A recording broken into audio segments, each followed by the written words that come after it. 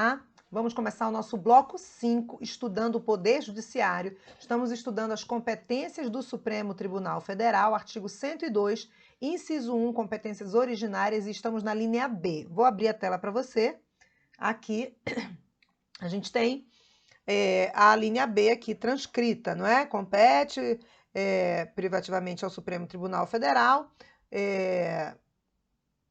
processar e julgar originariamente, nas infrações penais comuns, o presidente da República, o vice-presidente da República, os membros do Congresso Nacional, seus próprios ministros do Supremo e o Procurador-Geral da República, tá? Artigo 102, inciso 1, a linha B. Atenção aqui, tá? Por crime de responsabilidade, o presidente da República, o vice-presidente, os ministros do Supremo e o Procurador-Geral da República são processados pelo Senado Federal, tá? Então, aqui é só crime comum, por crime de responsabilidade, essas autoridades são processadas pelo Senado. Os membros do Congresso, que aqui estão sendo processados por crime comum pelo Supremo, tá? Aqui na anotação que eu fiz, os membros do Congresso são processados por crime de responsabilidade pelas suas próprias, tem um S aqui, suas próprias casas legislativas, ok? Vamos seguir. Uma jurisprudência aqui para você. Senador e governador de estado. Conforme precedente do STF, salvo nos casos excepcionais, é de ser desmembrado o inquérito policial de modo a que o feito nesta corte prossiga apenas em relação àqueles que possuem foro constitucional. Quem foro no Supremo? O senador, tá? Desmembrado o feito, resta prejudicada a questão de ordem que aventava acerca da necessidade de prévia manifestação da Assembleia Legislativa, que era referente ao governador, para recebimento da denúncia feita em face do governador do Estado. Porque o Supremo, a competência dele não é em cima do governador, é em cima do senador. Então tem que fazer o desmembramento, não é? Porque, olha aqui, o senador está aqui, olha, membros do Congresso Nacional, artigo 102, inciso 1, a linha B. Ok. Competência, tramitação de inquérito, envolvimento de deputado federal. Uma vez envolvido o deputado federal, cumpre aos Supremos atos próprios do inquérito. Ok? Outra jurisprudência. Por quê? Porque deputado federal é processado por crime comum pelo Supremo Tribunal Federal. Artigo 102, inciso 1, a linha B, que está bem aqui. Ok? Vamos seguir. A jurisprudência do STF firmou-se no sentido de definir a locução constitucional crimes comuns. Olha só, o que significa crimes comuns? Como expressão abrangente a todas as modalidades de infrações penais, estendendo-se aos delitos eleitorais e alcançando até mesmo as próprias contravenções penais. Então, quando diz aqui, olha, voltando no 102, inciso 1, a linha B, que o presidente é processado nas infrações penais comuns pelo Supremo, inclui os crimes comuns, os eleitorais e até as contravenções penais por conta da prerrogativa de foro, tá bom? Então vamos para a tela. Aqui. Agora, mais jurisprudência. Essa aula é cheia de jurisprudência mesmo, tá? A competência para julgar ação popular contra ato de qualquer autoridade, até mesmo do presidente da República, é, via de regra, do juízo competente de primeiro grau, juízo cível competente de primeiro grau, tá? Eu coloco essas jurisprudências para dar embasamento melhor para o dispositivo que a gente está estudando, mas essa de ação popular, que é um remédio constitucional que você estuda, eu já havia falado no bloco anterior. Ação popular contra qualquer autoridade, inclusive o presidente da República, tramita no juízo cível comum de primeiro grau ou vara cível da Justiça Estadual ou da Justiça Federal, conforme o caso, tá bom? Vamos para a tela. Agora é artigo 102, inciso 1, a linha C, tá? Competência originária do Supremo nas infrações penais comuns, processar e julgar, nas infrações penais comuns e nos crimes de responsabilidade, quem? Os ministros de Estado, os comandantes da Marinha, do Exército e da Aeronáutica, ressalvado o disposto do artigo 52, inciso 1, tá? Já a gente vai relembrar isso aqui. os membros dos tribunais superiores, o dos tribunais de contas da União e os chefes de missão diplomática de caráter permanente. Essa ressalva aqui do artigo 52, inciso 1, diz o seguinte: se o ministro de Estado, comandante da Marinha, do Exército e da Aeronáutica cometerem crimes de responsabilidade conexos com o presidente da República, PR aqui é presidente da República, e vice, eles vão ser processados no Senado, artigo 52, inciso 1.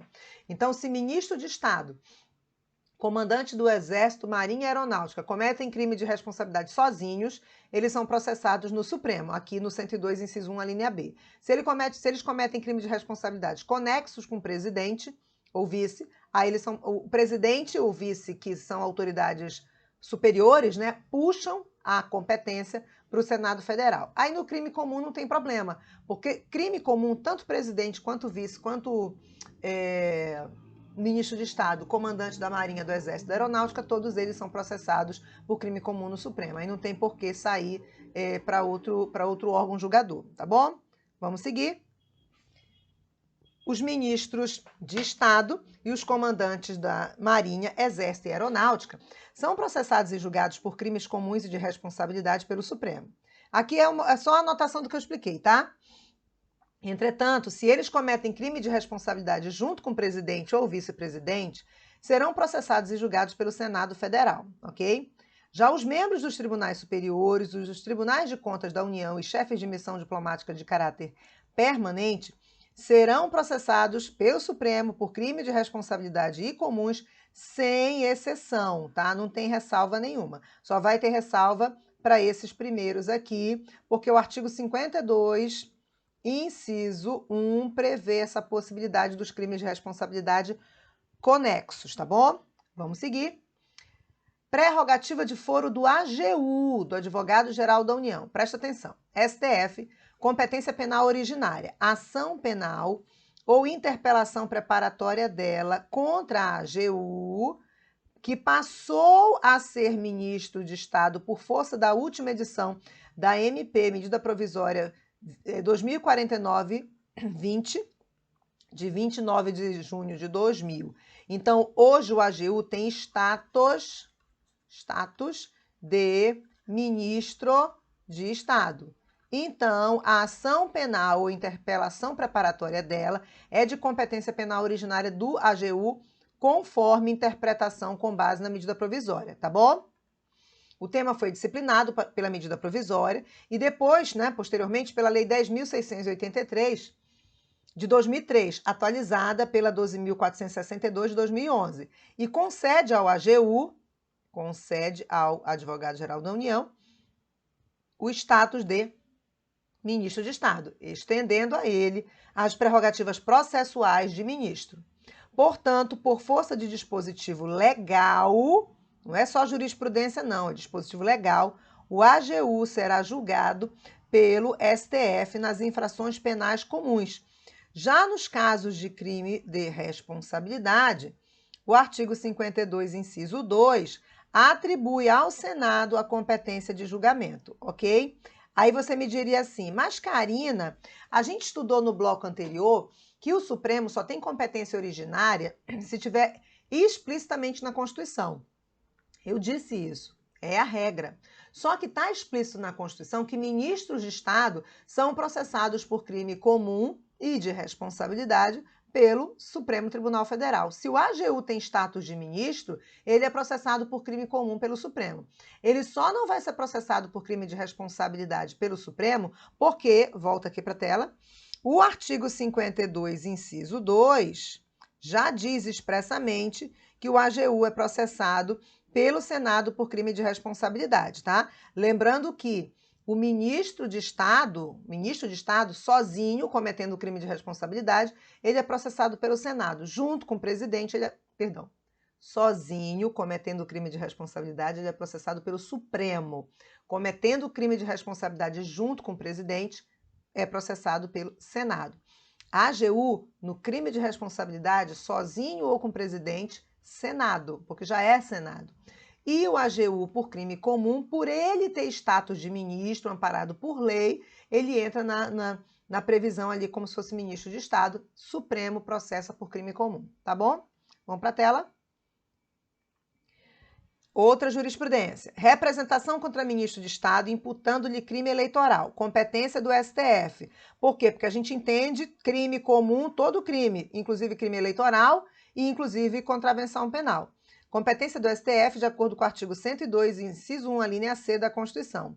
Não se caracterizando o crime eleitoral na conduta do representado na fase de escolha do candidato pela convenção partidária, ok? Mas a gente já apareceu aqui com uma jurisprudência ampliando, abrangendo, deixa eu até achar ela aqui, certo? Abrangendo o crime comum, certo? Tá aqui, olha. A jurisprudência do Supremo firmou-se no sentido de definir a locução constitucional, uma locução constitucional, crime comum, como expressão abrangente a todas as modalidades de infrações penais, estendendo seus delitos eleitorais e alcançando até mesmo as próprias contravenções penais. Na verdade, a ideia é que esse crime comum seja contrário a crime de responsabilidade. Contrário não.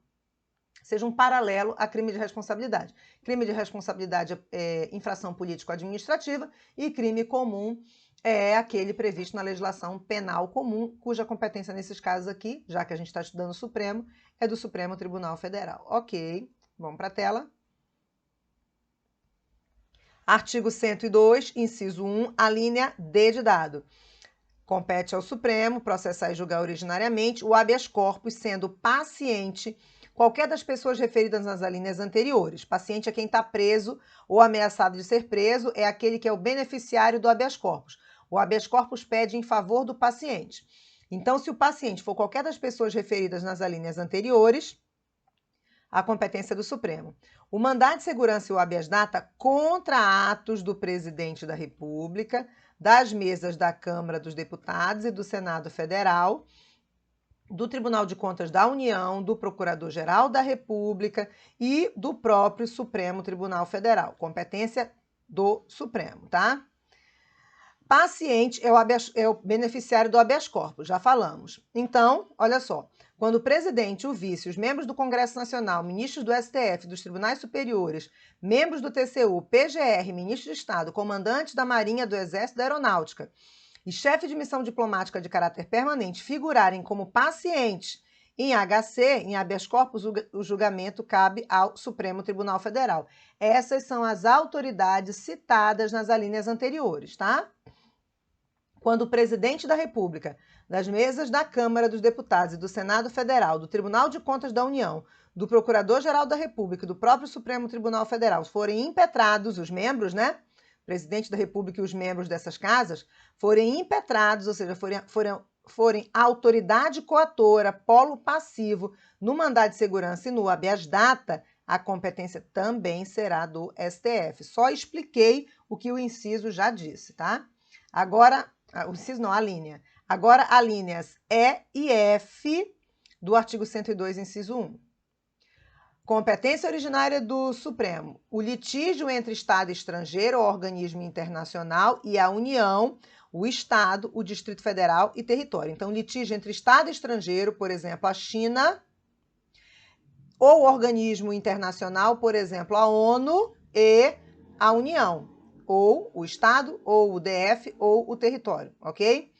Aqui, causas, a linha F, causas e conflitos entre a União e os Estados, a União e o Distrito Federal, ou entre uns e outros, inclusive as respectivas entidades da administração indireta. Vamos pensar aqui, União e Estado, MPU versus MPE, ok? União e Distrito Federal, pode ser, por exemplo, a Anvisa, ok? Porque é inclusive entidade da administração indireta, e a Secretaria de Saúde do DF, ok? Ou entre uns e outros, inclusive, aqui, gente, é infinito, tá? Esse aqui, inciso 2, artigo 102, inciso 1, a linha F, é infinito. Você vai colocar qualquer entidade ou órgão da administração pública direta ou indireta da União versus Estado, da União versus Distrito Federal, de um Estado versus outro, do Distrito Federal versus Estado. Aqui é infinito, tá? Pode ter milhões de questões que podem sair daqui. Ante o disposto na linha E do inciso 1 do artigo 102 da Constituição, cabe ao Supremo processar e julgar originariamente a ação civil pública proposta pelo MP Federal, ou seja, a União, MP Federal é União,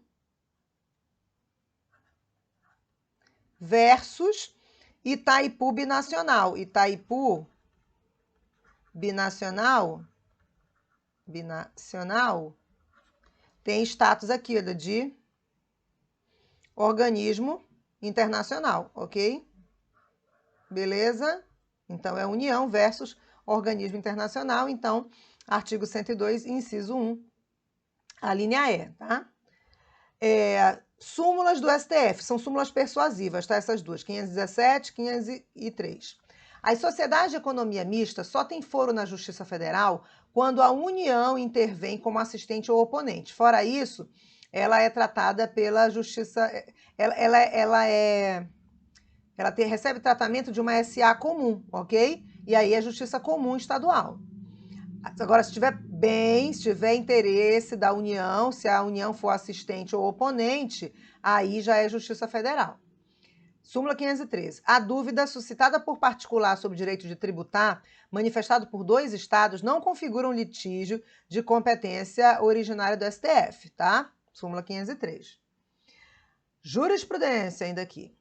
Compete ao Supremo a solução de conflito de atribuições que envolve MPF e MP estadual. Eu coloquei aqui MPU e MP estadual, mas o MPF é um dos ramos do MPU, ok? Então tá aqui a jurisprudência, né? Isso aqui, inclusive, já foi questão de prova. Compete ao Supremo a solução de conflito de atribuições a envolver MPF e o MP estadual, conflito negativo de atribuições, MPF versus MP estadual, roubo e descaminho. Define-se o conflito considerado o crime de que cuida o processo.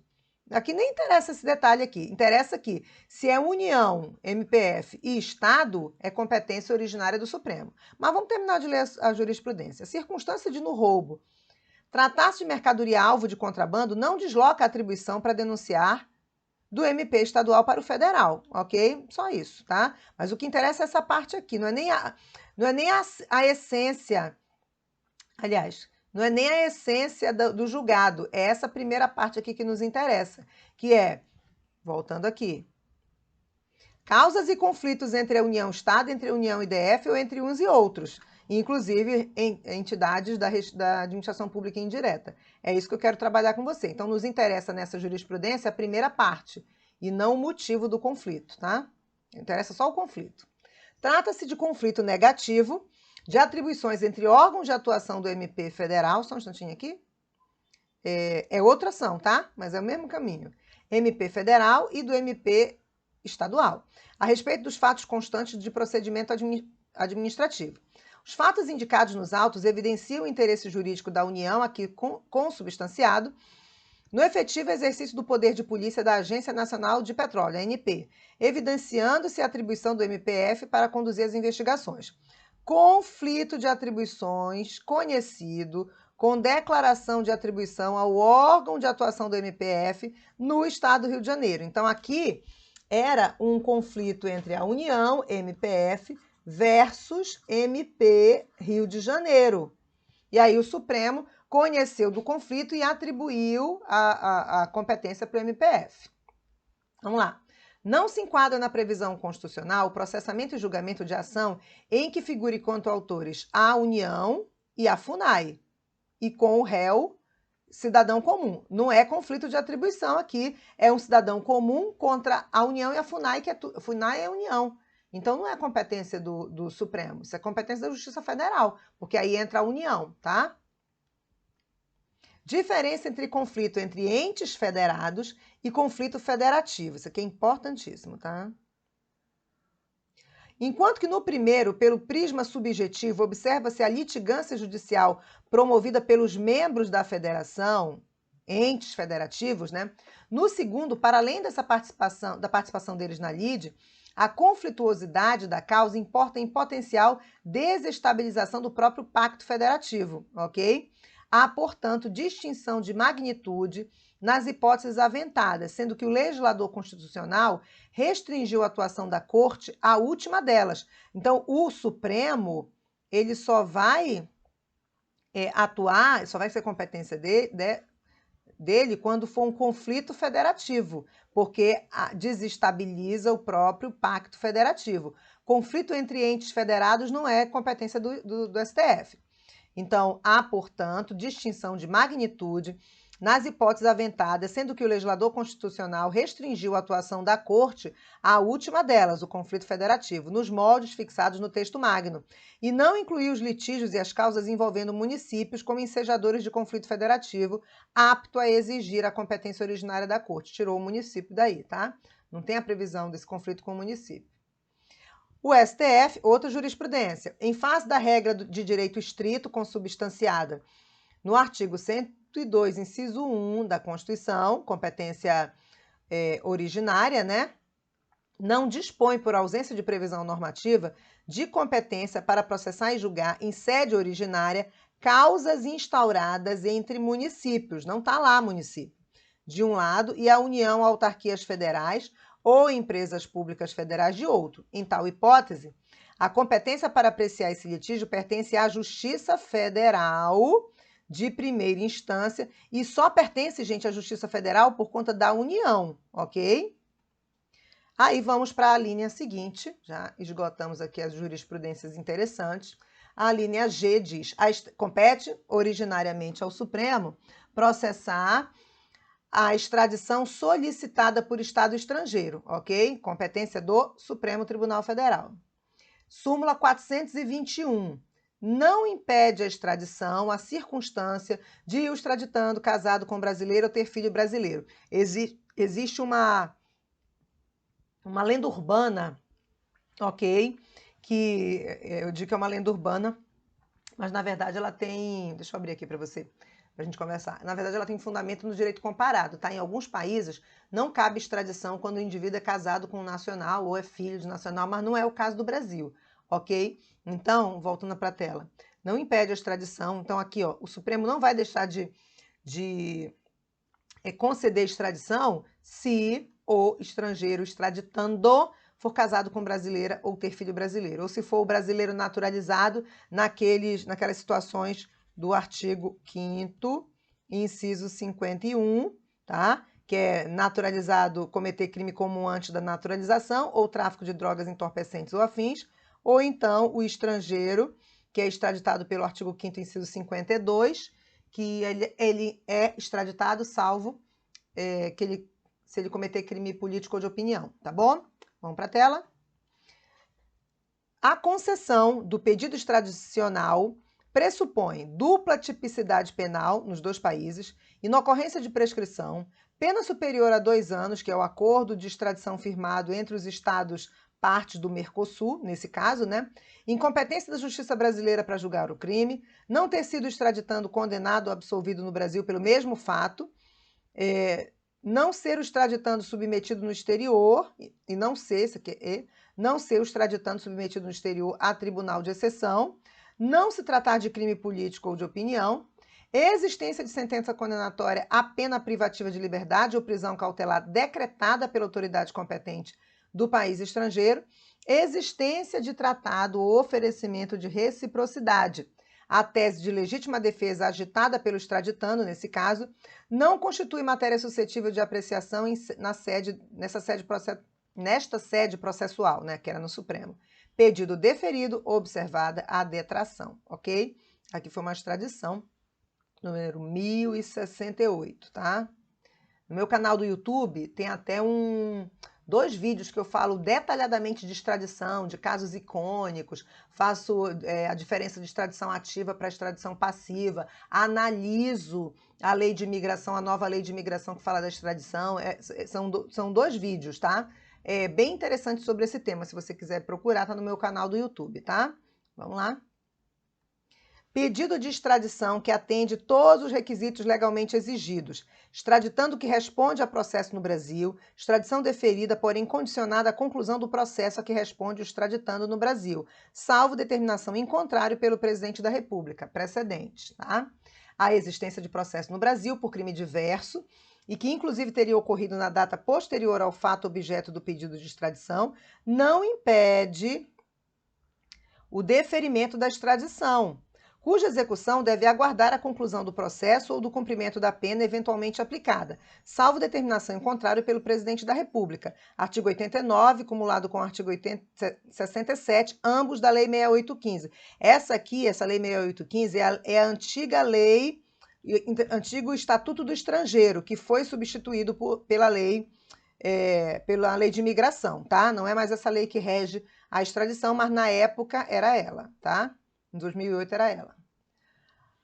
Artigo 102, inciso 1, a linha I. Compete originariamente ao Supremo processar e julgar o habeas corpus quando o coator, autoridade coatora, impetrado, for tribunal superior ou quando o coator ou paciente for autoridade ou funcionário cujos atos estejam sujeitos diretamente à jurisdição do Supremo Tribunal Federal ou se trate de crime sujeito à mesma jurisdição em uma única instância, ok? Jurisprudência. A competência do STF para julgar habeas corpus é determinada constitucionalmente em razão do paciente ou da autoridade coatora, 102, inciso 1, a linha I, da Constituição Federal. No rol constitucionalmente afirmado, não se inclui a atribuição do Supremo Tribunal Federal para processar e julgar originariamente a ação de habeas corpus na qual figurem como autoridades coatoras juiz federal e TRF. Não está lá no rol do artigo 102. CPI. Competência originária do STF. Compete ao STF processar e julgar em sede originária mandados de segurança, habeas corpus e habeas corpus impetrados contra CPIs constituídas no âmbito do Congresso, Nacional ou de qualquer de suas casas. É que a CPI, enquanto projeção orgânica do Poder Legislativo da União, nada mais é senão que a longa manus, certo? Que a mão longa, né? O braço do próprio Congresso Nacional ou das casas que o compõem, sujeitando-se, em consequência, em tema de mandado de segurança ou habeas corpus, ao controle jurisdicional originário lá do artigo 102, inciso 1, a linha D e a linha I, tá? Revisão criminal, competência originária ainda do Supremo, tá? Revisão criminal e ação rescisória de seus julgados, 102, inciso 1, a linha J. Reclamação para preservação de sua competência e garantia da autoridade de suas decisões, 102, inciso 1, a linha L, ok? Aí, jurisprudência. Pretendida submissão do Poder Legislativo ao efeito vinculante que resulta do julgamento pelo Supremo dos processos de fiscalização abstrata de constitucionalidade e inadmissibilidade. Olha aqui, foi pretendida a submissão do Poder Legislativo ao efeito vinculante que resulta do julgamento pelo Supremo dos processos de controle de constitucionalidade abstrata, ou seja, concentrado. É inadmissível. Por quê? Consequente possibilidade de o legislador editar lei de conteúdo idêntico ao de outro diploma legislativo declarado inconstitucional, em sede de controle abstrato pela Suprema Corte. Inviabilidade de utilização nesse contexto do instrumento processual de reclamação como sucedâneo de recursos e ações judiciais em geral. Resumo da ópera. Quando o Supremo declara uma lei inconstitucional, a decisão dele é vinculante. É vinculante para a administração pública, direta e indireta, e é vinculante para os demais órgãos do Poder Judiciário. É vinculante para o Legislativo quando ele atua como administração pública, mas não é vinculante para o Legislativo no seu exercício legiferante, porque o Legislativo pode, ele tem independência e harmonia. Como é que o Supremo vai impedir o Judiciário... Como é que o Supremo vai impedir o Congresso de legislar? Não pode. Então, o Congresso pode fazer uma outra lei com conteúdo idêntico à lei que o Supremo declarou inconstitucional? Pode. Aí, o que vai acontecer? Os legitimados, lá do artigo 103, vão propor uma outra ADI e o Supremo declara de novo essa nova lei inconstitucional. Mas o que não pode é o Supremo decidir e, com isso, impedir que o Legislativo legisle, tá bom? Vamos lá para a tela. Perfil constitucional da reclamação. É o que a ela confere a função de preservar a competência e de garantir a autoridade das decisões judiciais, tá? Decisões deste tribunal, do Supremo, bem como a correta aplicação da súmula vinculante. A reclamação revela-se teratológica é uma verdadeira contradição em término, né? Então, a reclamação, que é o que a gente viu aqui no inciso, nesse inciso aqui, por isso a gente está trabalhando sobre ela serve para quê? Para preservar a competência do tribunal e a garantia da autoridade das decisões do STF. Só que essa decisão do STF, ela não vincula, certo? O poder legislativo na sua função legiferante, tá? E aqui está dizendo a função. Qual é a função da reclamação? Preservar a competência e garantir a autoridade das decisões do STF. No caso aqui da reclamação junto ao STF, tá? Artigo 102, inciso 1, a linha M. Execução de sentença nas causas de sua competência originária, tá? Então, a competência originária, na hora de executar a sentença, é o Supremo. Facultada a delegação de atribuições para a prática de atos processuais, tá? A ação civil originária é procedimento no qual o STF atua como instância originária, prestando não só a tutela de conhecimento inicial, como a própria prestação jurisdicional executiva, se for o caso, nos termos do artigo 102, inciso 1, alíneas E, F e M da Constituição e 247 seguintes do Regimento Interno do Supremo, tá? Ainda, competência originária.